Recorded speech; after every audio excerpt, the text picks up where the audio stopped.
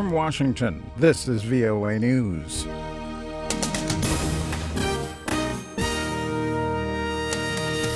Ukraine and Russia reportedly reach an energy deal. Nigeria and Boko Haram to discuss the release of kidnapped girls. I'm Vincent Bruce reporting from Washington.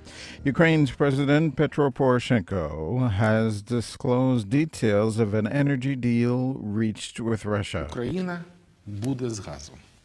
Mr. Poroshenko described details to Ukraine media Saturday. He said the rate is nearly $100 less than Moscow was charging Ukraine in June, $385 per cubic meter of natural gas through the winter months. However, Mr. Poroshenko said the agreement, ratified Friday at a Russia-Europe summit, is only in place until March 31st, 2015. He also said his cash-strapped government may need international help to pay its gas bills. The Nigerian government says it plans to talk with Boko Haram this coming week about the terms for the release of more than 200 schoolgirls the militant group kidnapped in April. The two sides agreed to a ceasefire Friday. Top Nigerian presidential aide Hassan Tukur told VOA's Hausa service on Friday that the militants have agreed in principle to free the schoolgirls who were taken in Borno State. Reports of new deadly attacks on Borno State villages Friday and Saturday raised speculation that the militant group was already violating the ceasefire, but Nigeria's government tells VOA the ceasefire has not been broken. U.S. President Barack Obama has called on Americans not to give in to Ebola hysteria or fear, urging people to keep the situation in perspective. In his weekly address Saturday, President Obama said the U.S. may see more isolated cases of the deadly disease, but he is absolutely confident that officials can prevent a serious outbreak in the United States. This is VOA News. Hong Kong's government says it will likely begin talks with student demonstrators on Tuesday. A few days ago, Hong Kong Chief Executive Leung Ching-ying said he had been seeking ways to resume talks with protest leaders that stalled earlier this month after the government backed out. Iraqi lawmakers have approved the critical security posts of Defense Minister and Interior Minister in Prime Minister Haider al-Abadi's government, completing the formation of a new cabinet amid the fight against the Islamic State group.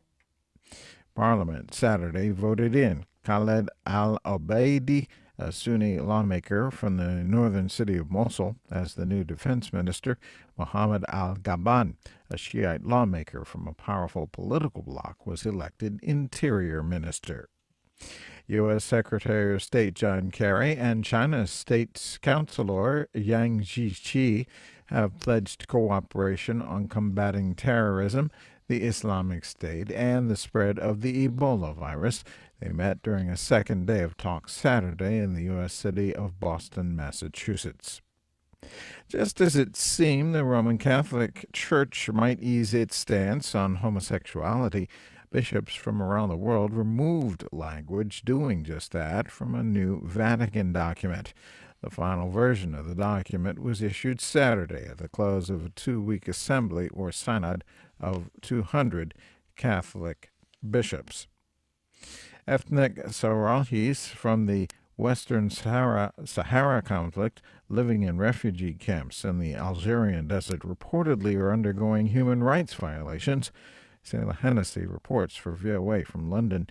Human Rights Watch says the United Nations must do more to monitor human rights at the camps. Human Rights Watch researchers say during their 2-week visit to the camps, they did find evidence of some abuse, but that there's been an exaggeration by some parties. In fact, they're able to leave if they so wish. Eric Goldstein spoke to VOA from Algiers. So it's not true that these false simply prevents them from leaving. Nonetheless, Goldstein says human rights in the camps need to be regularly observed.